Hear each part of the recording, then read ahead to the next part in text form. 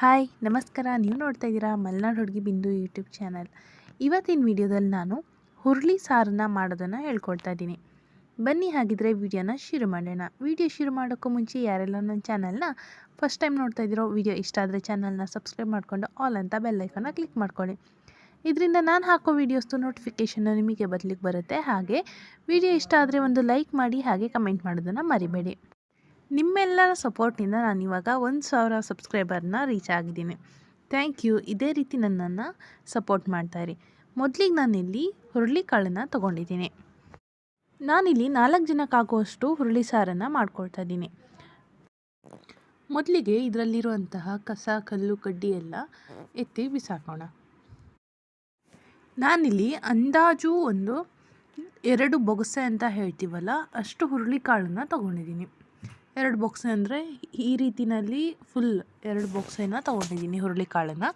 ಇವಾಗ ನಾವು ಇದನ್ನು ಒಂದು 4 ಸರಿನಾದರೂ ಚೆನ್ನಾಗಿ ತೊಳ್ಕೊಬೇಕು. ಇದರಲ್ಲಿ ಮರಳೆಲ್ಲ ಇರುತ್ತೆ, ಅದಕ್ಕೋಸ್ಕರ ಇದನ್ನು ನಾವು 4 ಸರಿನಾದರೂ ಚೆನ್ನಾಗಿ ತೊಳ್ಕೊಳ್ಳೋಣ. ಕೆಲವೊಬ್ರು ಏನು ಮಾಡ್ತಾರೆ ಅಂದರೆ ನೈಟು ನೆನೆಸಿಡ್ತಾರೆ ತೊಳೆದ್ಬಿಟ್ಟು. ಆದರೆ ನಾನು ಇಲ್ಲಿ ನೈಟ್ ನೆನೆಸಿಡ್ತಾ ಇಲ್ಲ. ಬೇಗ ಹುರುಳಿಕಾಳು ಬೇಯೋದಕ್ಕೆ ಒಂದು ಒಳ್ಳೆ ಟಿಪ್ಸನ್ನು ಹೇಳ್ತಾ ಇದ್ದೀನಿ.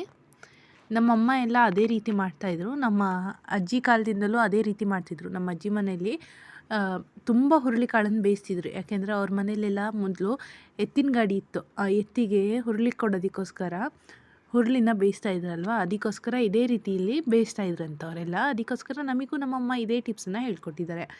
ನಾವು ಇದೇ ಟಿಪ್ಸನ್ನು ಮುಂದುವರ್ಸ್ಕೊಂಡು ಬರ್ತಾಯಿದ್ವಿ. ಇದರಿಂದ ಹುರುಳಿಕಾಳು ಕೂಡ ಬೇಗ ಬೇಯುತ್ತೆ. ನೋಡಿ, ಇವಾಗ ನಾನಿಲ್ಲಿ ಇಡ್ಲಿ ಬೇಯಿಸ್ತಾರಲ್ವ, ಆ ಪಾತ್ರೆನ ತೊಗೊಂಡಿದ್ದೀನಿ. ಹುರುಳಿಕಾಳನ್ನು 4 ಸರಿ ಚೆನ್ನಾಗಿ ತೊಳ್ಕೊಂಬಿಟ್ಟು ಆ ಇಡ್ಲಿ ಪಾತ್ರೆಗೆ ಹುರುಳಿಕಾಳನ್ನು ಹಾಕ್ಕೊಂಡಿದ್ದೀನಿ. ಹುರುಳಿಕಾಳನ್ನು ಹಾಕ್ಕೊಬಿಟ್ಟು ಒಂದು 3 ಲೀಟ್ರ್ ಆಗೋಷ್ಟು ನೀರನ್ನು ಇದಕ್ಕೆ ಸೇರಿಸ್ಕೊಳ್ತಾ ಇದ್ದೀನಿ ನಾನು. ಹುರುಳಿಕಾಳು ಬೇಗ ಬೇಯಬೇಕು ಅಂದರೆ ನಾವು ಕುಟ್ಟೋ ಕಲ್ಲನ್ನು ಹಾಕ್ಕೊಬೇಕು. ಇಲ್ಲಾಂದರೆ ಯಾವುದಾದ್ರೂ ಕಲ್ಲನ್ನು ಹಾಕ್ಕೊಬೇಕು. ಅಂದರೆ ಸ್ವಲ್ಪ ದೊಡ್ಡ ಸೈಜಿನ ಕಲ್ಲು ಹಾಕ್ಕೊಳ್ಳಿ. ಆವಾಗ ಹುರುಳಿಕಾಳಿಗೆ ಮತ್ತು ಕಲ್ಲಿಗೆ ಕಾಂಪಿಟೇಷನ್ ನಡೆಯುತ್ತಂತೆ. ನಾನು ಫಸ್ಟ್ ಬೇಯೋದಾ, ನೀನು ಫಸ್ಟ್ ಬೇಯೋದಾ ಅಂತ ಹೇಳ್ಕೊಂಡು ಕಾಂಪಿಟೇಷನ್ ನಡೆದು ಫಸ್ಟಿಗೆ ಹುರುಳಿಕಾಳು ಬೇಯುತ್ತೆ ಅಂತ ನಮಗೆಲ್ಲ ಹಳೆ ಕಾಲದಲ್ಲಿ ಹೇಳ್ತಿದ್ರು, ನಾವು ಸಣ್ಣಕ್ಕಿರ್ತಾ. ಇವಾಗ ಸ್ವಲ್ಪ ಎಣ್ಣೆ ಹಾಕ್ಕೊಂಡು ಹುರುಳಿಕಾಳನ್ನ ಬೇಯಿಸೋಕ್ಕಿಟ್ಟು ಬೇಯಿಸ್ಕೊಂಡಿದ್ದೀನಿ. ನೋಡಿ, ಇವಾಗ ಹುರುಳಿಕಾಳೆಲ್ಲ ಚೆನ್ನಾಗಿ ಬೆಂದಿದೆ. ಇವಾಗ ಸ್ಟವನ್ನು ಆಫ್ ಮಾಡ್ಕೊಂಡಿದ್ದೀನಿ. ಹುರುಳಿಕಾಳು ಎಷ್ಟು ಮೆತ್ತಗೆ ಬೆಂದಿದೆ ಅಂತ ನೀವೇ ನೋಡ್ತಾ ಇರ್ಬೋದು. ಹೆಚ್ಚು ಕಮ್ಮಿ ಒಂದು 20-30 ನಿಮಿಷದೊಳಗೆ ಈ ರೀತಿ ಬೇಗ ಬೇಯುತ್ತೆ. ನೀವು ಬೇಕಾದರೆ ಕುಕ್ಕರಿಗೆ ಬೇಕಾದರೂ ಹಾಕ್ಕೊಬೋದು. ಕುಕ್ಕರ್ಗಿಂತ ಈ ರೀತಿನಲ್ಲಿ ಮಾಡಿ ನೋಡಿ, ತುಂಬ ಟೇಸ್ಟ್ ಬರುತ್ತೆ. ಕುಕ್ಕರ್ನಲ್ಲಿ ವಿಷಲ್ ಹೊಡ್ಸೋಕ್ಕಿಂತ ಈ ರೀತಿ ಬೇಯಿಸಿ ಅದರ ನೀರು ತೆಗೆದ್ರೇ ತುಂಬ ಟೇಸ್ಟಾಗಿ ಬರುತ್ತೆ. ಇವಾಗ ನಾನು ಇಲ್ಲಿ ಹುರುಳಿಕಾಳನ್ನು ಮತ್ತು ಅದರ ನೀರನ್ನು ಸೋಸ್ಕೊಂಡು ಸಪ್ರೇಟ್ ಮಾಡ್ಕೊಳ್ತಾ ಇದ್ದೀನಿ. ಸಪ್ರೇಟ್ ಮಾಡಿ ಇಟ್ಕೊಂಡಿರುವಂತಹ ಹುರುಳಿಕಾಳಿದೆಯಲ್ವಾ, ಅದನ್ನು ನಾನು ಮತ್ತೆ ಇಡ್ಲಿ ಬೇಯಿಸೋವಂತಹ ಪಾತ್ರೆಗೆ ಹಾಕ್ಕೊಳ್ತಾ ಇದ್ದೀನಿ. ಅದರಲ್ಲಿ ಸ್ವಲ್ಪ ಹುರುಳಿಕಾಳಿತ್ತು. ಮತ್ತು ಅದಕ್ಕೆ ಸ್ವಲ್ಪ ನೀರನ್ನು ಸೇರಿಸ್ಕೊಂಬಿಟ್ಟು ಇದನ್ನು ಚೆನ್ನಾಗಿ ಹೀಗೆ ಸ್ಮ್ಯಾಶ್ ಮಾಡ್ಕೊಳ್ತಾ ಇದ್ದೀನಿ. ಕೈನಲ್ಲಿ ಕಿವುಚ್ಕೊಳ್ತಾ ಇದ್ದೀನಿ. ಆವಾಗ ಅದರಲ್ಲಿರುವಂತಹ ಸತ್ವ ಎಲ್ಲ ಬಿಟ್ಕೊಂಡು ಮತ್ತೆ ಸ್ವಲ್ಪ ನಮಗೆ ಹುರುಳಿ ಸಾರಿಂದು ಅಂದರೆ ರಸ ಸಿಗುತ್ತಲ್ವ, ಅದು ಸಿಗುತ್ತೆ. ನೀವು ಹುರುಳಿಕಾಳನ್ನು ಒಗ್ಗರಣೆ ಮಾಡೋದಿದ್ರೆ ಈ ರೀತಿ ಮಾಡಬೇಡಿ. ನಾನಿಲ್ಲಿ ಒಗ್ಗರಣೆ ಮಾಡೋದಿಲ್ಲ, ಅದು ಸುಮ್ಮನೆ ತೆಗ್ದು ಹಣಿಬೇಕು ಅಷ್ಟೇ. ಅದಕ್ಕೋಸ್ಕರ ನಾನು ಅದರಲ್ಲಿರುವಂತಹ ಹುರುಳಿಕಾಳಿಂದು ಎಲ್ಲ ಅಂಶ ನನಗೆ ಸಿಗಲಿ, ಹಾಗೆ ಸ್ವಲ್ಪ ಸಾರು ತುಂಬ ಜಾಸ್ತಿ ಆಗಲಿ ಅಂತ ಹೇಳ್ಕೊಂಬಿಟ್ಟು ಈ ರೀತಿಯಲ್ಲಿ ಮತ್ತೆ ಹಾಕ್ಕೊಂಡು ಈ ರೀತಿ ಸ್ಮ್ಯಾಶ್ ಮಾಡಿಕೊಂಡು ಅದನ್ನು ಸ್ವಲ್ಪ ಪ್ರೆಸ್ ಮಾಡ್ಕೊಳ್ತಾ ಇದ್ದೀನಿ. ಅದರಲ್ಲಿರೋ ನೀರೆಲ್ಲ ಕೆಳಗಡೆ ಸಾರಿನ ಪಾತ್ರೆಗೆ ಬೀಳ್ತಾ ಇದೆ. ನಮಗೆ ಹುರುಳಿ ಸಾರು ಎಷ್ಟೇ ಇದ್ದರೂ ಸಾಕಾಗಲ್ಲ, ತುಂಬ ಇಷ್ಟ ಆಗುತ್ತೆ. ಅದಕ್ಕೋಸ್ಕರ ನಾವು ಹುರುಳಿ ಸಾರು ಸ್ವಲ್ಪ ಜಾಸ್ತಿ ಮಾಡ್ಕೊಳ್ತೀವಿ. ಹಾಗೆಯೇ ಸ್ವಲ್ಪ ಹುರುಳಿಕಾಳನ್ನು ಮಿಕ್ಸರ್ ಜಾರ್ಗೆ ಹಾಕ್ಕೊಂಡ್ಬಿಟ್ಟು ಪೇಸ್ಟ್ ಮಾಡ್ಕೊಳ್ಳೋಣ. ಕೆಲವರು ಹೀಗೆ ಪೇಸ್ಟ್ ಮಾಡಿ ಹಾಕ್ತಾರೆ, ಕೆಲವರು ಪೇಸ್ಟ್ ಮಾಡದೆ ಕೂಡ ಹಾಗೆ ಅಷ್ಟೇ. ಇವಾಗ ಹುರುಳಿ ಸಾರಿನ ರಸ ಎಷ್ಟು ತೆಗೆದಿದೆ ನೋಡಿ, ಅಷ್ಟೇ ಇದಕ್ಕೆ ಒಗ್ಗರಣೆ ಕೂಡ ಮಾಡ್ಕೊಳ್ತಾರೆ. ನಾನು ಇಲ್ಲಿ ಸ್ವಲ್ಪ ಸಾರು ತಿಕ್ಕಾಗಿ ಬರಲಿ ಅಂತ ಹೇಳ್ಕೊಂಡು, ತುಂಬ ಅಲ್ಲ, ಸ್ವಲ್ಪ ಸಾಕು. ಇದರಲ್ಲಿ ಇಷ್ಟನ್ನು ಮಾಡಿದ್ದೀನಿ, ಆದರೆ ಇಷ್ಟು ಹುರುಳಿಕಾಳಿನ ಪೇಸ್ಟನ್ನು ಅದಕ್ಕೆ ಸೇರಿಸ್ತಾ ಇಲ್ಲ. ಸ್ವಲ್ಪ ಸಾರಿಗೆ ಬೇಕಾದಷ್ಟು ಮಾತ್ರ ಸೇರಿಸ್ಕೊಳ್ತಾ ಇದ್ದೀನಿ. ನಿಮ್ಮ ಹತ್ರ ಸಾರಿಗೆ ಅಂದರೆ ಅದು ನೀರು ಸಿಗುತ್ತಲ್ವ, ಹುರುಳಿಕಾಳು ಬೇಯಿಸಿದ ನೀರು, ಅದು ಜಾಸ್ತಿ ಪ್ರಮಾಣದಲ್ಲಿದ್ದರೆ ಸ್ವಲ್ಪ ಜಾಸ್ತಿ ಹಾಕ್ಕೊಳ್ಳಿ.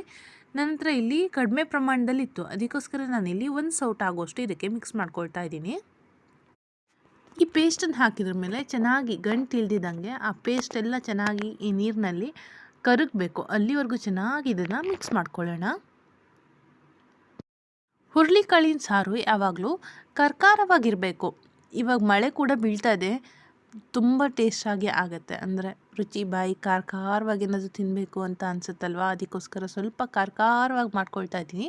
ರುಚಿಗೆ ಬೇಕಾದಷ್ಟು ಉಪ್ಪನ್ನು ಕೂಡ ಸೇರಿಸ್ಕೊಳ್ತಾ ಇದ್ದೀನಿ. ಖಾರಕ್ಕೂ ಮೆಣಸಿನ್ಕಾಯಿ 5ರಿಂದ 6 ಉದ್ದಕ್ಕೆ ಸೀಳ್ಬಿಟ್ಟು ಹಾಕ್ಕೊಂಡು ಮಿಕ್ಸ್ ಮಾಡ್ಕೊಳ್ತಾ ಇದ್ದೀನಿ. ಇವಾಗ ಇದನ್ನೆಲ್ಲ ಮಿಕ್ಸ್ ಮಾಡಿದ್ರ ಮೇಲೆ ಸ್ಟವ್ ಹಚ್ಬಿಟ್ಟು ಗ್ಯಾಸ್ ಮೇಲೆ ಇಟ್ಕೊಂಡು ಚೆನ್ನಾಗಿ ಕುದಿ ಬರೋವರೆಗೆ ಕುದಿಸ್ಕೊಂಡು ಕೆಳಗೆ ಇಳಿಸ್ಕೊಳ್ತಾ ಇದ್ದೀನಿ. ಇವಾಗ ಒಗ್ಗರಣೆಗೆ ನಾನಿಲ್ಲಿ ಇದೆಲ್ಲ ಚೆನ್ನಾಗಿ ಕುದ್ದಾದ್ರ ಮೇಲೆ ಒಗ್ಗರಣೆಗೆ ಸ್ವಲ್ಪ ಎಣ್ಣೆ ಇಟ್ಕೊಂಡು 1 ಗಡ್ಡೆ ಆಗೋಷ್ಟು ಬೆಳ್ಳುಳ್ಳಿನ ಜಜ್ಜಿಕೊಂಡು ಹಾಕ್ಕೊಳ್ತಾ ಇದ್ದೀನಿ.